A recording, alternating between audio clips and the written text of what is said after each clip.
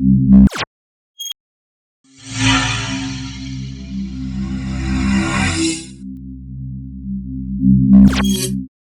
have the privilege today, finally, of having this great opportunity to speak with John Butler. He is the author of a new book, The Golden Revolution, How to Prepare for the Coming Global Gold Standard. And John, I'm absolutely thrilled to talk with you today because I think now more than ever it is so important to speak with people that really have good insights into what's going on in the gold and silver market. And when it comes to the idea of a return to some form of a gold standard, it seems like investors, really successful investors on both sides, are really equally divided in their opinion as to whether or not something like that would work. Why do you think there's such a strong difference of opinion when it comes to gold? Well, I mean, first of all, I think it's healthy that there is a debate going on. Now, keep in mind, a few years back, nobody was really taking gold terribly seriously. Even though the price was rising, it wasn't necessarily rising disproportionately to a lot of other things. But you got to a point where gold was becoming a clear outperformer from the mid-2000s. And you have got to a point now where you have a very active debate, which I welcome because I believe that debate will eventually be resolved in favor of those who, in fact, see a tremendous benefit to returning to some form of gold standard. But why is it such a polarizing topic? I think because it cuts across not just the way people think about economics, but what they think about politics in general. And the economic role of gold historically, right, with gold serving as actual money in many societies around the world historically. And yet today, of course, we have come to depend entirely on this unbacked paper money that governments claim is the only legal tender and enforce that with laws and so on. I believe that as a result of that political and economic debate, it really tends to get at people in various ways that other purely economic subjects do not. Well, I think it's interesting, too. Here in the United States, we have kind of been conditioned here over the last 40 years to really not think of gold as money, but think of it more as an asset. And, of course, we have Federal Reserve Chairman Ben Bernanke. He is very firm in his belief that the reason the Great Depression lasted as long as it did was because the U.S. was on a gold standard. I'm curious, what's your view on that, John? Does he have a point, or is he just completely off base? Well, I mean, there's certainly some evidence that he can point to which suggests that that's the case, and a lot of that evidence was presented in a cogent academic form by Milton Friedman and Anna Schwartz in their classic Monetary History of the United States, and they pointed to how the U.S. Fed did not exercise its role in maintaining a stable money supply in the U.S., but actually, the way Bernanke interprets Friedman and Schwartz's argument is not the way it was in fact presented. And you can look at interviews from Milton Friedman that are available in video form, or you can read transcripts thereof.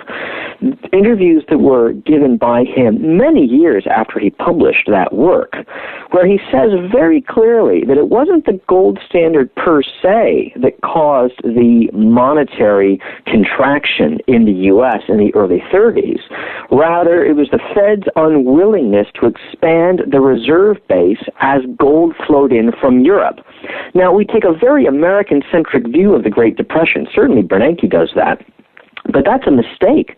The Great Depression, in fact, began in Europe. You had tremendous deflationary pressure in the European economy, most acute in Great Britain in the late 20s and early 30s. That led to an outflow of gold from Europe into the United States. But the problem was the Fed did not then respond to that inflow of gold by expanding the reserve base. And so the net result was that the global money supply contracted by an amount that was entirely out of line with what was in fact happening with the economy generally. And that was a huge contributing factor to the Great Depression. And so I do believe that Bernanke fundamentally misunderstands how it started in the first place. And more evidence for my view is that when the Fed finally did expand the reserve base very dramatically in 1934, and when the deflation of the money supply became inflation, and in fact when price deflation in consumer prices became price inflation once again in 1934, the Great Depression continued. It was not just a monetary phenomenon. Absolutely not. That may have been a contributor to the early years of the Great Depression, but something else was going on. And I would argue, in fact, that it was activist government policy and all kinds of new regulations on business which prolonged the Great Depression unnecessarily. Had the Great Depression been purely a monetary phenomenon, it should have been over by 1935, when the Fed finally reversed its monetary contractionary policies of the early 30s. John, I think it's so fascinating. Whenever economists that are very much anti-gold, whenever they say the primary reason we could not return to a gold standard is because we've created far too much paper money relative to the amount of gold in the world than there was 40 years ago, isn't that kind of the point, John? I mean, isn't that, in fact, where the value in gold lies? Well, absolutely, and you can approach this from two directions. The first of which is that, yes, had the world been on a gold standard in the latter half of the 1990s and the 2000s, when money supply growth just went exponential in the U.S., but also other countries, then no, you wouldn't have had a colossal credit crisis beginning in 2008.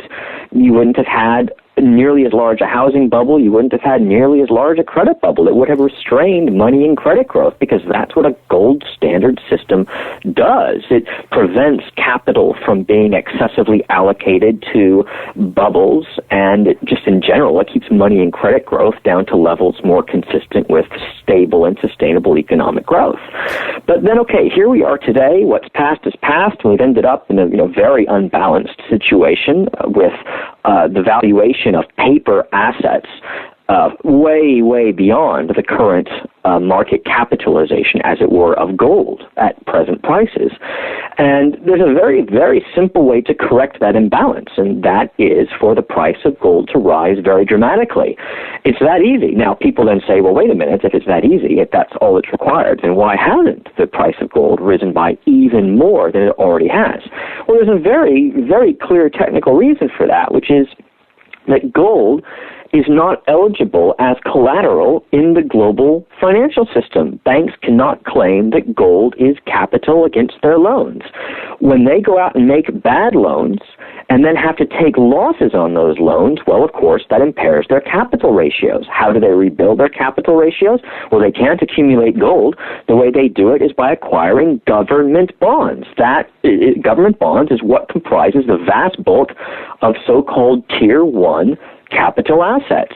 And so because gold does not function as collateral in the banking system, it's only reasonable that when you get these waves of deflation rolling through now and again, and banks have to address their capital ratios, bond yields decline. Why? Because banks are effectively forced to buy government bonds. That's the way the system currently works. So I do believe that eventually this situation will correct itself, but one of the steps that will be necessary along the way is that gold will begin to function once again, as it did historically, as collateral within the financial system. Well, and of course, the title of your book suggests that you believe a return to gold as a currency is inevitable. When do what kind of a timeline do you foresee for that, John? And what kind of events are going to precipitate that actually taking place? Well, naturally, this is very, very difficult to estimate. In my book, I step back and take a rather grand look at history and connect a lot of these big historical dots and draw the parallels with today to come to the conclusion that a return to some form of gold standard is simply inevitable. And yes, inevitable is a strong word, but I'm comfortable using it in the book. I'm less comfortable specifying the timeline or the specific events. But part 2 of my book is, in fact, devoted entirely to at least trying to consider timelines and trying to consider actual plausible scenarios that could get us back onto a gold standard. And there could be a series of rather dramatic events that would lead us very rapidly back to gold. What would that be?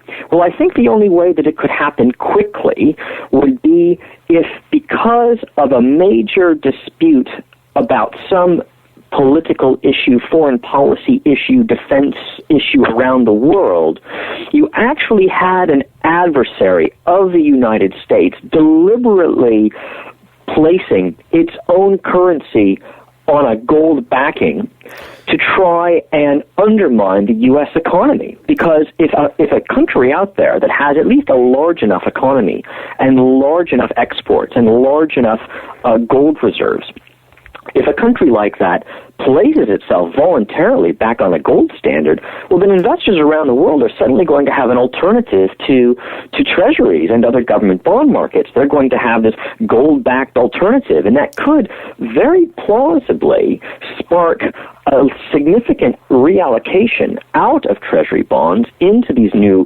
gold-backed currency, which could place significant upward pressure on U.S. interest rates and or downward pressure on the dollar. So I list Russia as one of the countries that might consider pursuing this at some point if there is indeed a dispute. But there are other ways in which we could also end up back on gold. They just wouldn't be quite as sudden and crisis-driven. Now, I'm surprised to hear you say Russia, because as you were speaking, I was immediately thinking, well, China, that makes sense. They are buying gold in massive quantities. They're on track to become the world's largest consumer now of gold. And my goodness, John, they have a public campaign on television encouraging their citizens, actively encouraging them to buy physical gold. That's a complete reversal from how things are here in the U.S. But I would have assumed that China would be the country that you would mention as most likely to put themselves on a gold standard. Well, I'm not saying that Russia is more likely than China, but I just think that from a traditional geopolitical rivalry point of view, there has been a more direct adversarial relationship between Russia and the United States. It doesn't mean that China doesn't have arguably even better reasons to place itself back onto some form of gold standard.